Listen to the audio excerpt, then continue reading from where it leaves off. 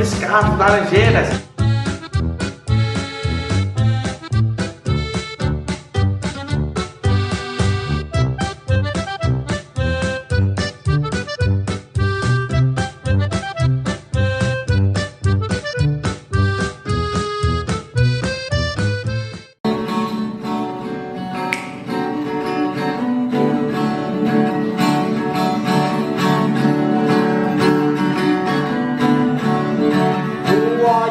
É a guerra, o amor é a revolução.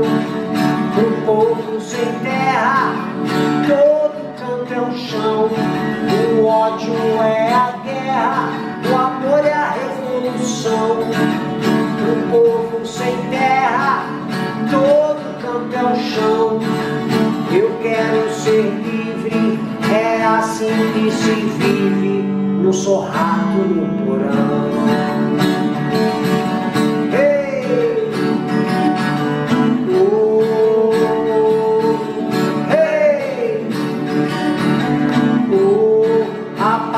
Felicidade, fugir não é fácil não. O verbo é a liberdade, é canto e oração.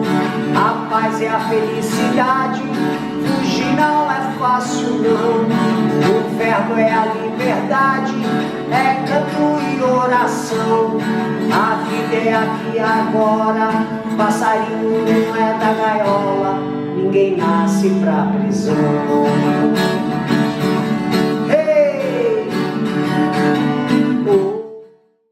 Bom, e no programa de hoje, do Show do Xoxô, estamos aqui com o Luiz Carlos Laranjeiras e ele vai responder uma série de perguntas pra gente. Bom, Laranjeiras, primeira pergunta. Laranjeiras, eu queria saber umas coisas a respeito da sua profissão, arte educador, professor, certo? Bom, Laranjeiras, qual foi o ano de ensino que você começou a trabalhar na docência? Xoxô, o negócio é o seguinte, eu comecei num grupo de teatro chamado Vento Forte. E antes de existirem os cursos de licenciatura em artes nas universidades brasileiras, quem dava as aulas de artes e de teatro éramos nós, atores dos grupos, lá nos anos 70, 80. Então eu comecei na docência dando cursos de teatro dentro da nossa sede do Vento Forte, lá em São Paulo, em 1981, 82. Tem o Padedel. Tem o Padedel. E era uma característica dos anos 70 e 80 que quem dava as aulas de teatro, quem era responsável pelas aulas de teatro, tanto nas escolas quanto nas sedes dos grupos, éramos nós, atores dos grupos. Era a época da efervescência do teatro de grupo, em que todo mundo se ajudava, todo mundo fazia tudo. E nesse grupo, além de eu trabalhar como ator, eu também era cenógrafo e fazia os bonecos, né? Que legal. Exatamente. Então, nós tínhamos o nosso curso de artes para crianças e adolescentes, e foi aí que eu comecei a minha docência, dando aula não só para criança e adolescente, mas também para adultos. Ótimo. Beleza, hein? Sim. Bom, e agora eu queria saber o que é ou como é ser professor. Olha, tem gente que fala que ser professor é uma vocação, né? Como ser policial, ser engenheiro, ser artista e tal. Eu não concordo totalmente com isso, mas também não discordo totalmente, porque eu acho que é metade. É uma parte que é vocação, é como se fosse um chamado, né? Uma missão que a gente tem, e que aí a gente acaba abraçando essa missão, só que para desempenhar essa missão a gente tem que ter conhecimento. Então aí você tem que partir para a parte de formação mesmo, né? Para um bom curso de licenciatura, para você acabar tendo condições de conhecimento para desempenhar a função. Então eu acredito que ser professor é uma mescla de vocação e de inquietude em relação a procurar curiosidade, né? Aquilo que os gregos chamam de estado de espanto, o professor tem que ter esse espírito de curiosidade, inquietude sempre apurado, porque por mais que a gente seja professor de uma disciplina, a gente está sempre no processo de aprendizagem. O professor nunca acaba de estudar, né? O professor nunca deixa de estudar, né? Até porque as perguntas das crianças vão sendo cada vez mais complexas e a gente precisa dar conta dessas perguntas, né? Mas eu acredito nisso, que é um pouco de vocação e muito de estudo e de formação. Ô, meu querido, então, o que te levou à docência? Olha, eu já quando era criança, eu comecei a fazer teatro com 9, 10 anos de idade, eu já fazia teatro. E eu gostava muito dos professores, de todas as disciplinas. Eu achava aquela profissão, eu admirava, era uma espécie de admiração, né? Então, tem alguns outros elementos que aí depois eu virei artista profissional, virei ator profissional, diretor de teatro, dramaturgo, que eu também escrevo peças, cenógrafo e tal. Eu acredito que o que me levou mesmo a ser professor, além da vocação que eu falei, né, além dessa inquietude, é que nessa época nós vivíamos o período da ditadura militar e nesse grupo que eu participava, nós fazíamos muito trabalhos sociais também. Então eu sentia que eu poderia,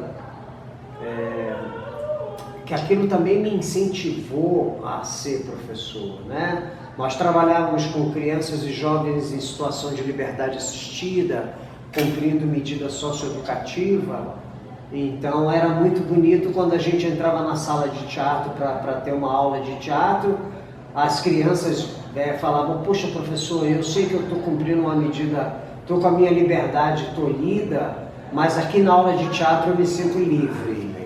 Então essas respostas das crianças me fizeram entender o papel do professor também como um agente social, um mediador de conflitos dentro da sociedade, né? Alguém que pode abrir uma porta, né, para esses alunos. Então eu acredito que o que me levou à docência também foi essa possibilidade de trabalhar, de desempenhar uma função social do professor, né? A importância do professor na sociedade, de ampliar as visões de mundo do aluno, né? Esses meus alunos que inclusive cumpriam medidas socioeducativas, acabaram enveredando por outros caminhos, um foi mecânico, outro virou professor, entendeu? Outro virou engenheiro, outro virou jogador de futebol. Então esse é o poder que a arte tem e o papel do professor, essa função social do professor, né? O que faz você permanecer na docência? Olha, Xoxô, eu, depois de uma certa idade, de alguma estrada nas artes cênicas, eu compus uma música que nessa música eu falava que a vida é sonho urgente. Então eu acredito que há uma possibilidade de sonhar e há uma possibilidade de despertar as pessoas para o sonho, né? De trazer as pessoas para esse espaço do sonho, né? Que todo sonho é possível, né? A vida é sonho urgente porque eu não sei o que pode acontecer comigo ali depois, né? Então, enquanto eu estiver vivo aqui, eu quero, por exemplo, desempenhar esse meu papel social aí, com dignidade, com inspiração e com plenitude. Então, me manter na docência é como uma forma de manter o meu sonho possível, com uma certa urgência e uma certa emergência, especialmente nesses tempos políticos sombrios que nós vivemos. É preciso manter a chama dos sonhos acesa. Poxa, fiquei emocionado, ó. Menino! Laranjeiras, quanto tempo de profissão?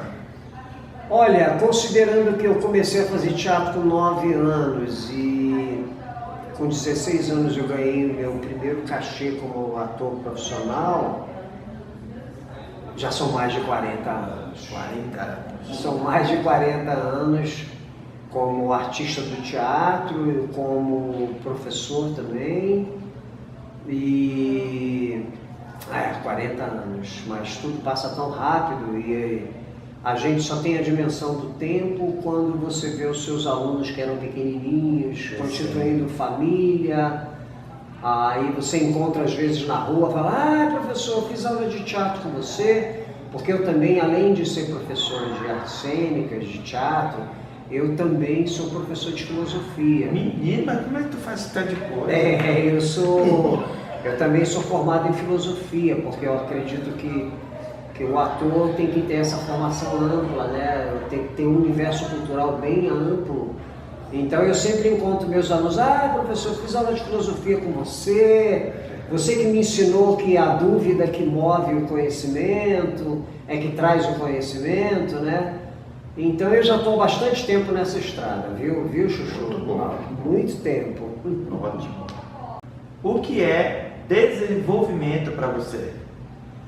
Olha, vivemos uma época em que a ideia de desenvolvimento está mais associada aos aspectos econômicos, né? Se mede o desenvolvimento de uma sociedade pelas coisas que as pessoas possuem, ou pelo consumo, pelo nível de consumo que elas exercem em suas vidas. Mas eu acredito que há um desenvolvimento do indivíduo, especialmente para nós que trabalhamos com educação, que é o desenvolvimento cognitivo, o desenvolvimento de uma criança, a ampliação dos universos culturais das crianças. Eu acredito que a gente precisaria repensar essa ideia de desenvolvimento com um olhar mais humanista e menos relacionado aos bens de consumo, ou o crescimento de uma nação, o desenvolvimento de uma nação se dá pelo tanto de indústrias que ela tem, ou pelo tanto de material bélico, de armas que ela tem. Eu acredito que há um desenvolvimento humano que também poderia ser um fator de análise do desenvolvimento de um país. E como você definiria aprendizagem? Olha, a aprendizagem é uma relação dialética e dialógica. Não há aprendizagem se há simplesmente alguém... A aprendizagem para mim não é passar conteúdo, não é essa ideia de passar conteúdo. Eu acredito que eu tenho uma visão da aprendizagem de que o professor é simplesmente um assessor, ele assessora o aluno no seu desenvolvimento cognitivo, né? Se antes a escola era centrada na figura do professor como alguém que está ali de cima para baixo, passando conhecimento, entre aspas, né? Eu diria que uma noção de aprendizagem que eu aprecio bastante é aquela de que a criança é o núcleo do conhecimento. Então é a partir dela que a gente prepara programas de aprendizagem, que a gente, a partir das demandas dela, a partir das necessidades que as crianças têm, que a gente elabora um projeto de aprendizagem. Quer dizer, a criança, para mim, é o núcleo da aprendizagem. O professor é um mediador, é um assessor desse desenvolvimento cognitivo dela e dessa ampliação da visão de mundo dessa criança. Como e onde você busca recursos para a sua atuação? Materiais, textos, colegas, músicas? Olha, eu sou um artista, educador, pesquisador, né? Me coloco nessa tríade, artista, educador, pesquisador. Então, os meus materiais, tanto para as relações de aprendizagem com os meus alunos, quanto para a minha própria vida artística, se dão através da busca das tradições orais, da cultura popular, da música brasileira. Nós temos aí um universo a ser explorado, a cultura. O professor Alfredo Bossi não fala de cultura brasileira, ele fala de culturas brasileiras, né? Nós ainda não conhecemos devidamente as nossas culturas brasileiras. Eu acredito que poderia ser esses elementos das culturas brasileiras poderiam ser muito úteis na educação, né, por exemplo. Agora, eu acredito que também eu procuro, não só nesses fatores externos e manifestações artísticas populares, que é onde é a minha fonte de inspiração como artista, educador, pesquisador, mas eu acho que o mais importante para mim é procurar no aluno. É aquilo que o aluno revela, é que vai muitas vezes definir por onde eu tenho que trabalhar com aquela turma, com aquele aluno. Quer dizer, captando as qualidades dos meus alunos e também as dificuldades, para saber por onde eu vou trabalhar. Numa aula de teatro, por exemplo, é importante a gente saber como é que os corpos se expressam, como que é a voz daquele ator, daquele aluno, daquele aprendiz das artes da cena, se o corpo está precisando de um trabalho, se a voz está precisando ser trabalhada.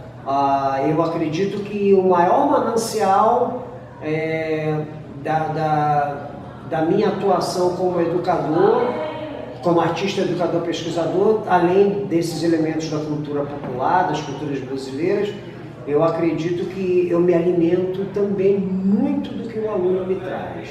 É por isso que eu falo que é uma relação dialógica. Eu aprendi, por exemplo, com um aluno chamado Galileu, eu aprendi e descobri com ele o meu palhaço. Eu descobri com esse meu aluno, ele me ensinou, ele entrou como meu aluno para entrar num processo, numa relação de ensino-aprendizagem comigo, e de repente ele me ensinou no final da aula como descobrir o meu palhaço. Quer dizer, é uma relação dialógica, é um diálogo. Ensino-aprendizagem é um diálogo.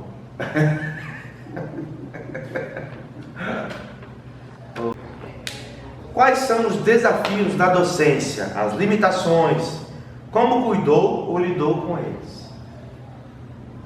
Tá aí uma pergunta muito difícil de responder e ela mexe muito com o meu emocional, especialmente nesse tempo político, nessa possibilidade de um caos social que nós estamos vivendo agora, né? São muitas as limitações para o professor, tanto na rede pública quanto na rede privada.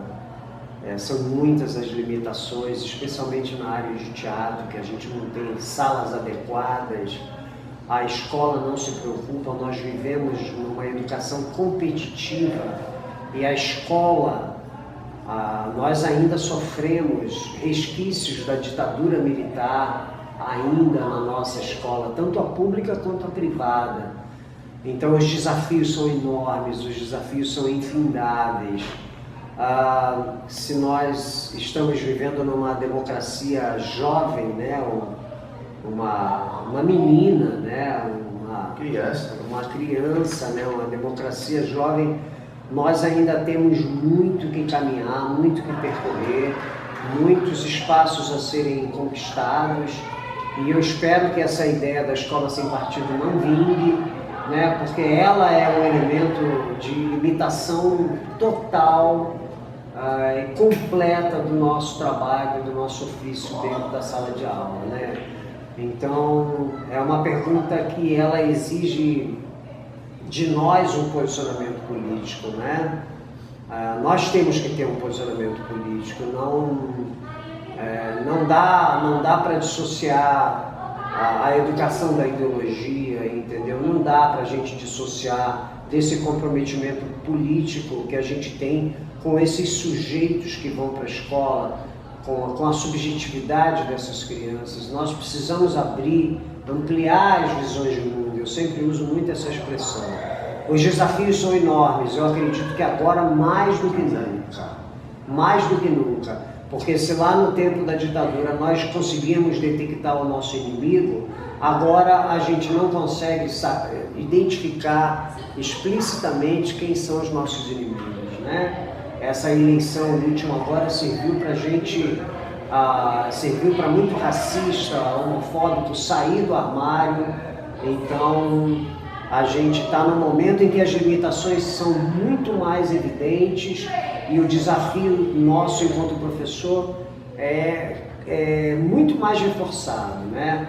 E aí a gente tem que estar sempre na resistência e tentando sempre dar o melhor da gente para os nossos alunos, porque eles esperam o melhor de nós. E a gente não sabe, eu, por exemplo, não sei fingir que dou aula para que o aluno finja que está aprendendo, né? Você me conhece, eu sou de dar minha aula mesmo e me entregando de corpo e alma, né? Eu acredito que a postura pedida para nós hoje é cada vez mais que a gente se entregue de corpo, alma, pensamento e sentimento ao nosso ofício. O que você mudaria na educação? Olha, muitas coisas precisariam ser mudadas, né? Principalmente essa ideia da educação competitiva. Eu acredito que a gente não pode mais educar para o vestibular. A gente tem que parar com isso. A gente tem que abrir mão dessa pedagogia convergente para que todo mundo seja igual. A gente tem que trabalhar com uma pedagogia da divergência, que aceite a diversidade, que aceite a multiplicidade de seres dentro de uma sala de aula. As pessoas não são iguais e a educação, a escola precisa considerar que os seres não são iguais. Eu incrementaria mais o ensino e a prática artística dentro da sala de aula, porque a gente sabe que a arte é revolucionária nesse sentido, né? Ela desperta, mesmo que você não vá ser um artista no futuro, mas aquilo ali, uma aula de teatro, certamente você quando faz teatro, você passa a ver o mundo de outra maneira e mesmo que você não vá ser um profissional do teatro, a profissão que você desempenhar no futuro, você vai desempenhar bem porque o teatro te abriu possibilidades. Uma vez você disse que em suas aulas, que eu me lembro, que às vezes um exercício de teatro provoca no aluno, né? Por exemplo, um exercício de teatro que tem que escrever, provoca lá na frente que o aluno vai ser um jornalista, né? Isso é muito legal. Exatamente. Então esse papel importantíssimo da arte na descoberta das suas qualidades e aptidões e expressividades, né? Acredito que a filosofia, a sociologia, todas as áreas humanas, elas precisam ser enfatizadas, né? A gente precisa transformar essa ideia dessa educação competitiva e pensar que antes de o sujeito ali ser um potencial universitário, um potencial profissional profissional liberal ou o que ele seja, nós temos um indivíduo, temos alguém que precisa ser lançado um olhar atencioso para ele. Ele precisa principalmente de afeto, né? Eu acredito que a educação ela se dá com rigor e com afeto. Então, a gente precisa mudar muita coisa, principalmente, inicialmente, tirar essa ideia da educação competitiva e a gente precisa de uma educação da divergência, que aceite o outro, que aceite o diferente, né? Afinal de contas, nós vivemos numa sociedade heterogênea, então a educação e a escola precisa ter espaço para a manifestação dessas divergências e dessa diversidade. O que você acha do seu local de trabalho? Olha, eu estou trabalhando aqui no Instituto de Artes, no Departamento de Artes Cênicas da Universidade de Brasília, e especialmente aqui no Departamento de Artes Cênicas a gente pode perceber, pelo meu convívio em outras universidades, que as salas aqui precisariam de uma adequação, como é um departamento de artes cênicas, então nós precisamos ter salas especiais para vivências, salas para cenografia. Eu acredito que esse local de trabalho poderia ser um pouco mais incrementado para poder atender às demandas de um curso de artes cênicas, né? É diferente, por exemplo, de uma aula de filosofia que você só precisa de uma sala comum, uma sala de aula comum. Mas numa aula de teatro a gente precisa ter espaços para cantar, para dançar, para trabalhar com o corpo, para construir, criar cenários, experimentar iluminação, trabalhar com sonoplastia, trabalhar com construção de objetos, de adereços, além do trabalho de preparação de ator, né? Eu acredito que o Departamento de Artes Cênicas, especificamente da Universidade de Brasília, ele atende em parte, espacialmente, às necessidades inerentes a um curso de artes cênicas, né? Eu não vou comparar com outras universidades e nomear essas outras universidades, mas é necessário que, especialmente no âmbito das artes, na perspectiva do ensino das artes, o departamento poderia ser melhor estruturado. Qual foi o caso que mais te marcou nesses anos, 40 anos de profissão, professor? Olha, na verdade, eu teria vários casos para contar. Mas o que mais te marcou, mais que você lembra assim, enche os olhos de água? Teria tanto aqueles casos da menina ou do menino que começou fazendo teatro comigo e de repente abriu uma carreira profissional, estão todos aí atuando, até dois casos emblemáticos. Eu não seria capaz de citar um, mas eu citaria dois que reforçam e enfatizam esse papel social que eu falei que o professor precisa ter, né?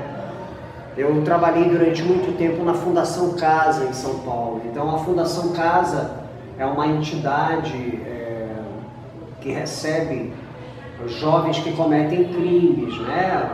O cara que cometeu um latrocínio, que é roubo seguido de morte, ou que assaltou uma moto, que roubou uma moto, assaltou alguém. Esses meninos e essas meninas vão para uma casa que, teoricamente, uma casa para recuperá-los. Então, quando eu chegava para dar aula para esses jovens, e eu dava aula numa cela, era uma cela de aula, não era uma sala de aula, era uma cela de aula. E aí, quando eu entrava na cela de aula com eles para dar aula e fechava, e o vigia ficava lá fora olhando para ver o que estava acontecendo. E quando ele via, os meninos estavam um subindo em cima do outro, fazendo personagens, brincando com eles mesmos e buscando o espaço da brincadeira e do jogo, o lúdico. E era através do lúdico que a gente conseguia trabalhar, por exemplo, as particularidades dos crimes que eles cometeram. Então, muitas vezes a gente trabalhava, por exemplo, com a morte, né? O garoto matou um caminhoneiro para roubar o caminhão dele. Então eu falava, agora você vai fazer o caminhoneiro, para você sentir como é que é. Aí quando eles faziam, eles falavam, nossa, professor, eu não sabia que era assim, entendeu? Então, nós trabalhávamos a morte como uma alegoria para eles poderem entender essa situação em suas vidas, que são sempre meninos e meninas que estão ali a um passo da vida e da morte, né? Lidam com a morte cotidianamente. E eu gostaria também de falar, isso era muito emocionante para mim, quando os pais chegavam para mim e falavam, olha, aquilo que você trabalhou com eles lá teve repercussões na família também. E uma vez também, quando eu dava aulas com esse grupo de teatro, o Grupo Vento Forte, né, que é um grupo bastante representativo do teatro brasileiro, se estuda o Grupo Vento Forte aqui no departamento, inclusive, com o meu mestre Ilo Krugli, nós fazemos um trabalho nas comunidades em volta da nossa sede lá em São Paulo, nas favelas, nós íamos trabalhar. Então, um belo dia eu estou dando aula de teatro, aí chega uma menina com uma carroça cheia de jornais e papelões. A menina chamava Iris, eu nunca me esqueço do nome dela, tinha 9 anos. Aí quando ela chegou para fazer a aula com aquela carroça cheia de jornais velhos e papelão, eu comecei a pegar o jornal velho e papelão e comecei a construir bonecos e cenografia com aquele papelão, né? Maquetes, cidades pequenas, a gente começou a construir, pegava o jornal e construía bonecos e construía personagens. E aí ela disse assim: puxa, professor, eu nunca imaginava que eu podia brincar com aquilo que eu trabalho. Eu nunca imaginava que eu podia brincar com aquilo que me dá sustento, porque o jornal velho e o papelão, ela pegava para vender e levar o dinheirinho para casa. Aí eu até falei: mas você precisa levar o dinheiro para casa. Não, mas agora eu vou dividir, professor. Sempre quando eu for catar papelão, eu vou separar o papel e o papelão que é para brincar e o outro papel e papelão que é para o sustento da minha família. Então essas duas coisas, na verdade três, né? A primeira de abrir o caminho de alunos meus virarem artistas profissionais, essa relação com essa experiência com a Fundação Casa, com os jovens infratores, e essa relação na comunidade, na favela JK, lá em São Paulo. Essa comunidade nem existe mais. E essa menina que me abriu e que me falou: pô, eu não sabia que eu podia brincar com aquilo que me dava sustento. Massa! Eu vou cantar agora uma ciranda chamada Frevo e Ciranda, do mestre Capiba. E essa ciranda, quando eu fui ensinar para as crianças lá da Fundação Casa, os jovens, eles deram uma outra versão para ela. Mas eu vou cantar agora a versão original do mestre Capiba, tá bom? Eu fui à praia do Janga pra ver a ciranda do meu cirandá, cirandá. O mar estava tão belo e um peixe amarelo eu vi navegar, navegar. Não era peixe, não era Iemanjá, rainha, dançando a ciranda, ciranda, no meio do mar. Não era peixe, não era Iemanjá, rainha, dançando a ciranda, ciranda, no meio do mar. Eu fui à praia do Janga pra ver a ciranda do meu cirandá, cirandá. O mar estava tão belo e um peixe amarelo eu vi navegar, navegar. Não era peixe, não era Iemanjá, rainha, dançando a ciranda, ciranda, no meio do mar. Não era peixe, não era Iemanjá, rainha, dançando a ciranda, ciranda, no meio do mar. Então agora, Xoxô, vou cantar a versão. Eu ensinei a versão original. É isso. Massa. Eu cantei a versão do Capiba e aí eles transformaram isso aqui, né? Brincando, a gente transformou. É importante falar isso porque a cultura popular é uma coisa que está sempre em movimento.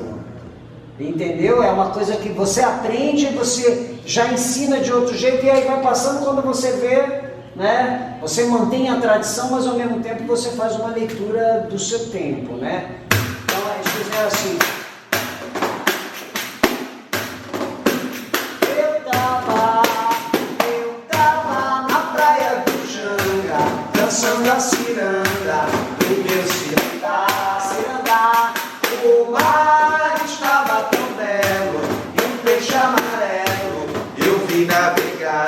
Eu tava na praia do Janga, dançando a ciranda, do meu cirandá, cirandá.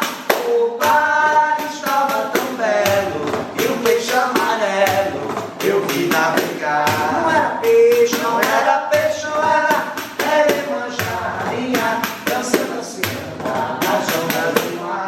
Não era peixe, não era peixe, não era Iemanjá, rainha, dançando a ciranda nas ondas do mar.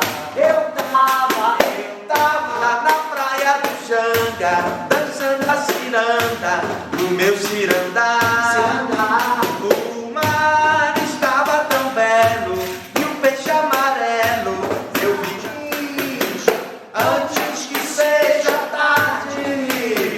Mais artes, antes que seja tarde. Pra fechar, mais artes, antes que seja tarde. Aê!